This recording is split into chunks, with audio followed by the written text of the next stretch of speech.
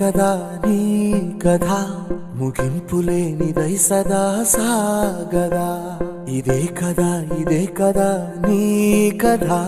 ముగింపులేనిదై సదా సాగదా నీ కంటి రెప్పలంచున మనస్సు నిండి పొంగిన ఓ నీటి బిందువే కదా నువ్వెతుకుతున్న సంపద ఒక్కొక్క జ్ఞాపకానికి 100 ఏళ్ల ఆయువుందిగా ఇంకెన్ని ముందు వేచనో అవన్నీ వెతుకుతూ పదా మనుష్యులందు నీ కథ మహర్షిలాగా సాగదా మనుష్యులందు నీ కథ మహర్షిలాగా సాగదా